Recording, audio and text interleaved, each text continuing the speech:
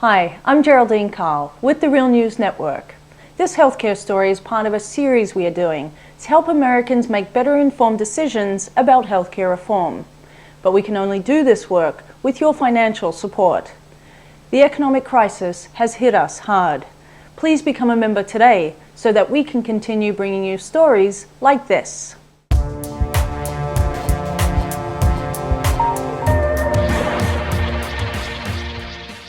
Welcome to the Real News Network. I'm Paul Jay, coming to you today from Pittsburgh. I'm with Leo Gerard, President of the United Steelworkers. Thanks for joining us, Leo. My pleasure to be here.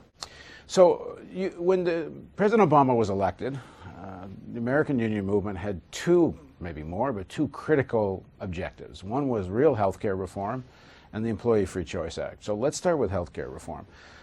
Senator Baucus in the Finance Committee has been saying, well, we're going to please the insurance company and we're going to have some kind of public component, but everyone's going to wind up happy here. But the more we get into this, the more not everyone can be happy here, because the insurance companies have made it very clear with the Republican Party they don't want any public component at all. So where are we at, and what are the unions going to do about all this? Well, obviously the unions are first and foremost going to be very active in the fight to pass the Employee Free Choice Act and the fight for health care reform. The health care system in America is broken, absolutely, completely broken. It's the most expensive health care system in the world, and close to 50 million people have no health care, and almost another 50 have what would be termed inadequate health care. So we're going to be fighting for that. I think Senator Baucus is off the mark. He's talking about things like taxing employer-provided health care. Well, all that will do is drive more people out of the health care system. And clearly, the insurance industry isn't in the business of providing health care. The insurance industry is in the business of making profits. So President Obama has come out to some extent saying there has to be a public component, but many of the people all around him, for his chief advisor Axelrod was on Stephanopoulos' show on Sunday, a little bit of hedging on the issue of public component coming from the White House. And you guys, there wouldn't be a President Obama right now if there wasn't for the trade unions. Look at it, it's clear, and I take a lot of pride. It wouldn't only be for the trade union movement. He wouldn't have won Pennsylvania, Ohio if it wasn't for the steelworkers and other unions. And so that without winning Pennsylvania, Ohio, he probably wouldn't have become president. Having said that, we need to have health care reform in this country. I guess I could quote Winston Churchill. Winston Churchill said, you can always count on America doing the right thing after they've done everything else. That's what we've been trying to do with healthcare, right? They went to HMOs and they went to different kinds of models. Now they're saying, well, we can't go to a single payer, yet we all know that a huge part of the expenditures in healthcare are administrative expenditures. Huge amount of money gets spent. We know that there's way more fragmentation. We know that there's way more testing being done so that doctors are trying to do what they think will generate revenue. That's it. And so we need a system that generates health care, not one that generates profits. So are you in support of the single-payer system? Personally, the Steelworkers Union and myself have been in support of single-payer. This accent's from Canada. So that's I was going to ask you that next. There's always all this vilification of the Canadian healthcare system here, and it seems to go in the media virtually unquestioned, as if it's a given there's something wrong with the Canadian healthcare system. Yet when you ask Canadians, by far the majority of Canadians would never choose an American system. But what do you make of the way this plays? I want to correct you as a Canadian. It's not the overwhelming majority. It's almost unanimous that Canadians wouldn't give up their healthcare system for the American system. And the fact of the matter is that the Canadian system has a lower infant mortality rate and a higher life expectancy rate. Rich folks don't like it in Canada because they don't get to jump to the front of the queue. Everyone's treated the same. Now, having said that, I can also say that the Canadian healthcare system has been under attack since the day we got it. Every time there's an election, one of the right-wing governments, whether it's in the province or nationally, cuts expenditures, tries to delist some of the stuff, and they want to try to weaken it. In every election, we fight to protect it. And no one would ever dare in Canada run on a campaign that they'll eliminate the Canadian healthcare system. It would be suicide. It would be political suicide. Now, having said that, America spends, depending on which economist you're talking to, between 16 and 16.5% of its gross domestic product on healthcare. Driving in this morning to work, I listened to NPR, And there was a person there saying that by 2025, unless we do something, America could be spending 25% of its gross domestic product on healthcare. That is unheard of. No other civilized society in the world could ever think like that. Now, what about within the trade union movement? There's quite a difference of opinion about, quote unquote, what's politically possible.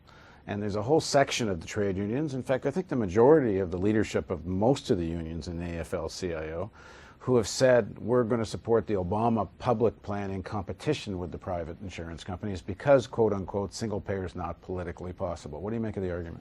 Well, look, I think that that's the political reality that we're living in at the moment.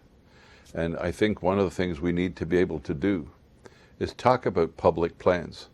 In America, the most successful healthcare program in the country is Medicare.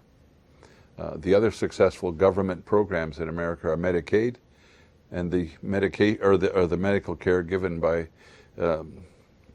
for vets care. In every one of those three circumstances, if you ask those people if they're happy within that system, it's almost as popular as it is in Canada. So that government-provided, government-sponsored health care in America is already very popular. In most states, the state provides health care for state employees. That's government health care. The fact of the matter is the people that are most unhappy are the people that aren't in the system or the people that are getting exorbitant costs from their insurance companies. And so the fact of the matter is that we're dealing with the political reality, and I think we need to have not a very complicated system. Let us opt into the Medicare, Medicaid system. Let us opt into the VA system. If you are a vet and you work in a plant, opt into the VA system. And then let's have real competition. We live in the myth in this country that insurance companies provide health care. They don't provide health care.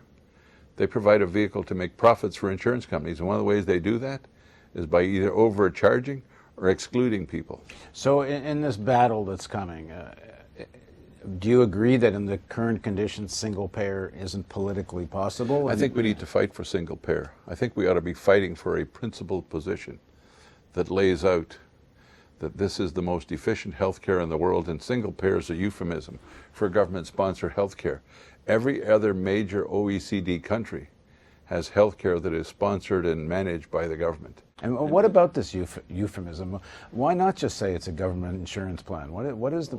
Isn't it just confusing people? Well, look, I think the problem is that in America, there's been for the last 35 years the vilification of government by Wall Streeters, by globalists, by since the Nixon days.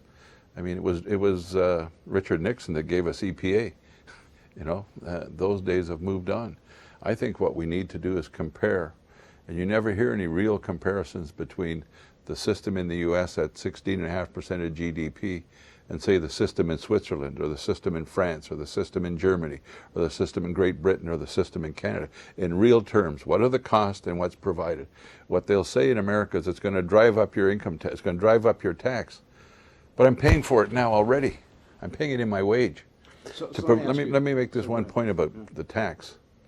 If you're having health care in a decent health care plan in America today, the average plan, it's costing $12,000 a year for a family.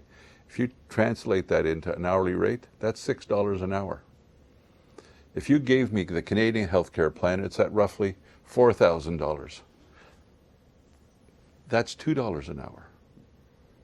Except the Canadian plan's already built into your taxes, and you're paying the same amount of taxes in both countries. And we're paying the same amount of taxes in both countries, exactly. So one of the failings of our debate is failing to make comparisons of apple to apple, oranges to oranges. We're letting them compare a grape to a banana. Okay, one final question. If the White House starts to vacillate on this public program, it looks now like Obama is committed to some kind of public program, but it might be so watered down as it isn't that meaningful. What kind of clout does the union movement have with the White House now? Look, I think that there's two elements to the healthcare debate that the labor movement is pretty unified on. One is it's irrational to tax employer-provided healthcare benefits because that will drive people out of the healthcare system and drive them into the uninsured category, and that will drive up costs. they start by saying, well, we'll only tax above a certain level. Well, if you tax above $250,000 a year of income, there's not enough money to pay for the changes. So that's the silly part of that debate. But the only way that you can bring meaningful competition is to have a viable public option that people can opt into. I'm not uncomfortable having a debate about opening up Medicare, and let me as a negotiator decide if the members of our unit, ABC Electric, as whatever you pull out of the air, would rather be with their insurance company or whether they'd rather be in Medicare. Let them make their choice, because in Medicare you get to choose your doctor, you get the doctor to prescribe you. You don't get that choice with the insurance company.